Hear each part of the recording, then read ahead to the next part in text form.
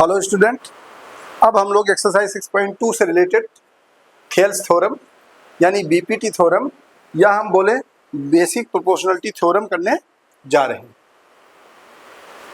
Exercise 6.2 से related है ये बीपीटी या बेसिक प्रोपोर्शनलिटी थ्योरम बोले या थेल्स थ्योरम बोले।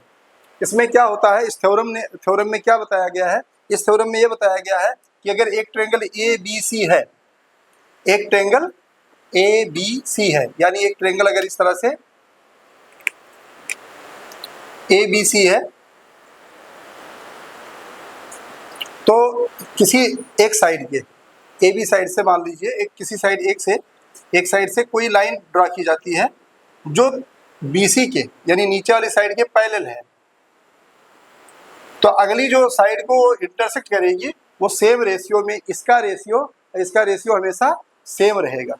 ये बताया गया है if a line is drawn parallel to one side of a triangle. देखो यही चीज है, इफ अ लाइन, ये लाइन है, if a line is drawn parallel to one side of a triangle to intersect the other side, और intersect करता है other two side, ये साइड और इस साइड को इंटरसेक्ट करता है।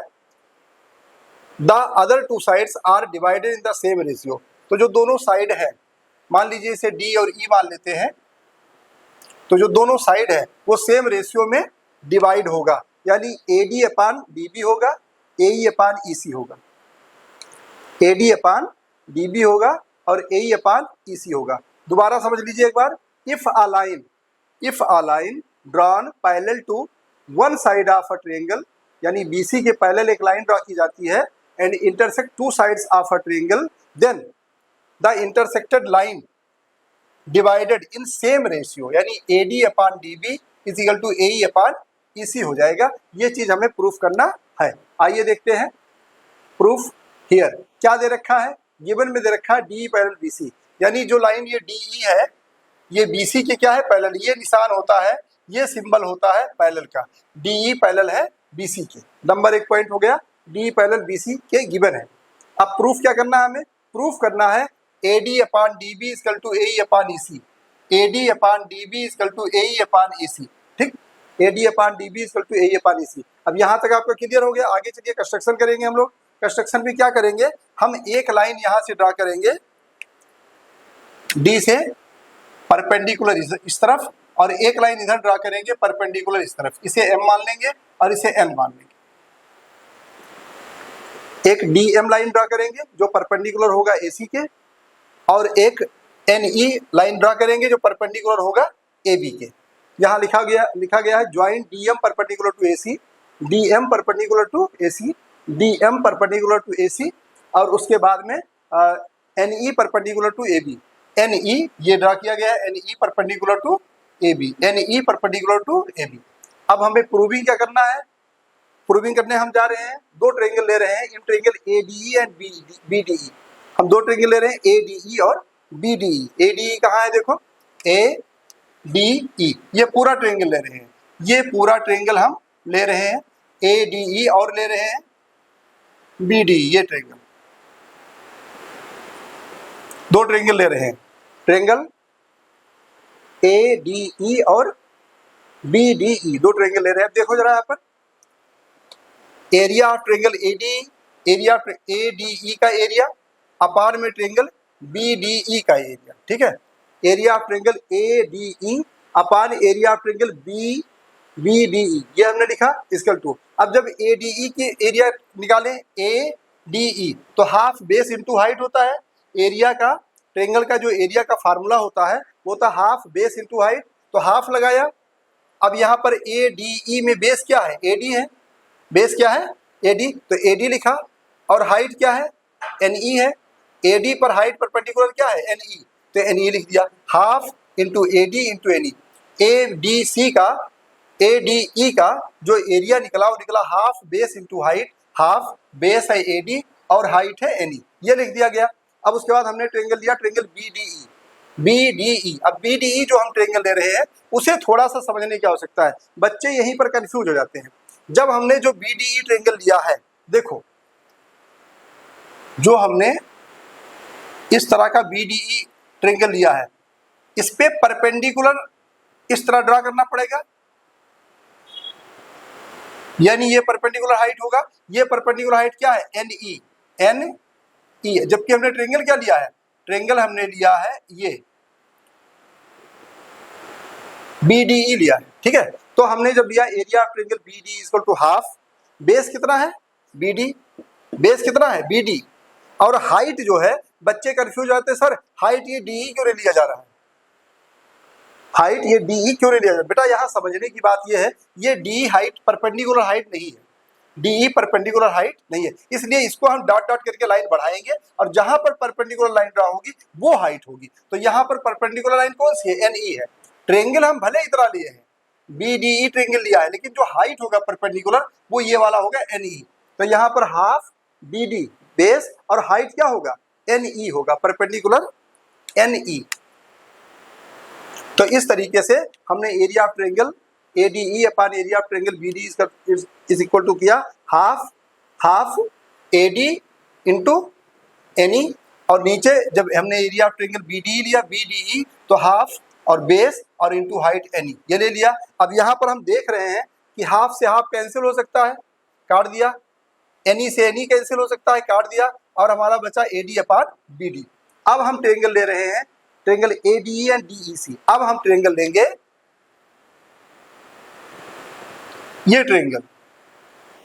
ट्रेंगल लेंगे DEC और ADE तो वही लेंगे, सेम ट्रेंगल दोनों में ADE तो हमें लेना ही होगा, ADE पूरा ट्रेंगल हम ले रहे हैं, और हम लेंगे DEC, ये ट्रेंगल लिया।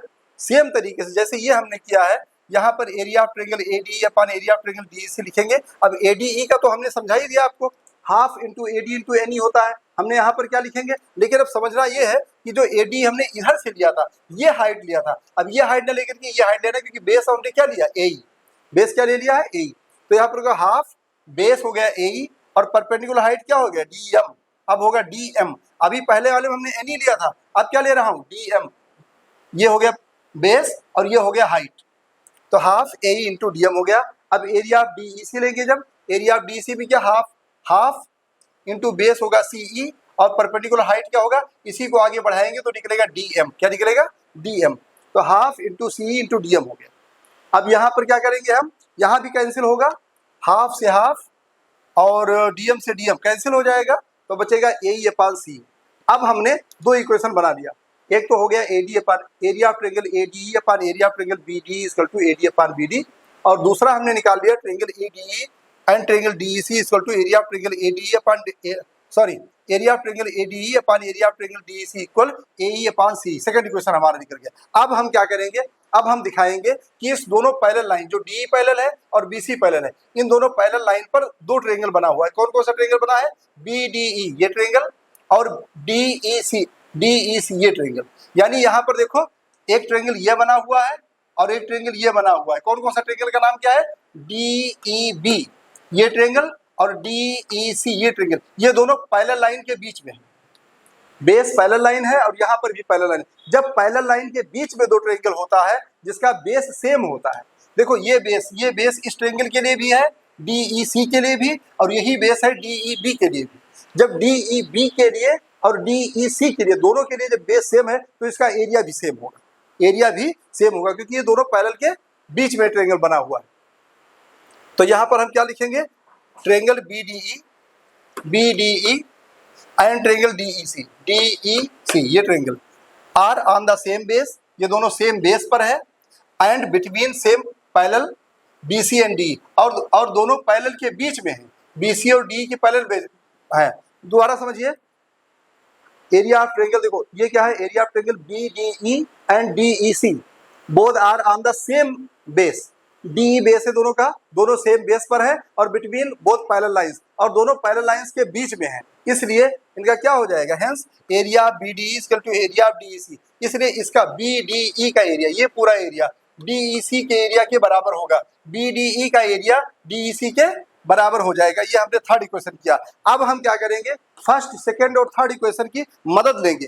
फर्स्ट सेकेंड और थर्ड की जब मदद लेंगे तो यहाँ हम देख रहे हैं कि यहाँ पर एरिया ऑफ BDE है और यहाँ पर एरिया ऑफ DEC है, और ये एरिया ऑफ DEC और ये एरिया ऑफ BDE दोनों क्या है, इक्वल है। जब BDE और DEC एरिया इक्वल है, इसका मतलब ये पूरा इस पूरे के इक्वल हुआ नहीं हुआ, भाई जब DEC और BDE दोनों का एरिया बराबर हो जाएगा, ऊपर वाला सेम ही है, तो ये एरिया इस एरिया के बराबर होगा, इसका रेशियो इस रेशियो के बराबर होगा, इसका मतलब ये इसके बराबर हो जाएगा। वही हमने यहाँ पर प्रूफ करके लिखा है, AD/DB = AE/EC। ये तो हो गया थेल्स थ्योरम। अब इसमें कुछ एडिशनल हमें और समझना चाहिए जो न्यूमेरिकल में काम आता है। अगर इन दोनों में हम +1 कर दें, AD/DB +1 और AE/CE +1 कर दें, तो जब हम एलसीएम लेंगे यहाँ जब हम एलसीएम लेंगे अपान में 1, तो यहाँ पर हमें DB से मल्टीप्लाई करना पड़ेगा,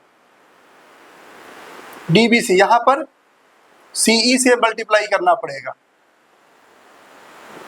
तो यहाँ पर क्या हो जाएगा, AD, यहाँ हो जाएगा AD और DB को 1 से किया तो DB, AD+DB/DB, यहाँ हो जाएगा AE+CE/CE। अब यहाँ पर AD+DB कितना होता है, AD+DB = AB, तो हमने यहाँ पर AB कर दिया, AB/DB, और इसको टू AE+CE है, AE+CE, AE और CE जब हमने ऐड किया तो क्या बन गया, AC बन गया, AC/CE। यानी एक ये भी रेशियो बनाया जा सकता है, यानी AB/DB, AB/DB = AC/EC, ये हमने बना दिया। इसके अलावा दूसरा और क्या बन सकता है, जब हमारा AB/DB हो सकता है तो हमारा हो सकता है AB/AD भी हो सकता है। हमने यहाँ पर लिखा AD, हमने पूरा लिया ये AD और अपान में पूरा AB, तो क्या हो जाएगा, AE/ पूरा AC हो जाएगा, ये हमने दिखाया। ठीक है, इसके अलावा हमने और भी दिखाया कि AC/AB, AC/में AB, अगर ऐसा होता है तो AE/ED होगा, AE/AD होगा, ये हो सकता है। ठीक है, ये कैसे बना है, ये आप इससे रेसिप्रोकल करके बना सकते हो। अगर इसको यहाँ भेज दीजिए और इसको यहाँ भेज दीजिए, अगर इसको यहाँ भेज दीजिए और इसको यहाँ भेज दीजिए, तो AD यहाँ आ जाएगा, AC यहाँ आ जाएगा, और बन जाएगा AC/AB = AE/AD। तो इस तरह से थेल्स थ्योरम तैयार हो गया।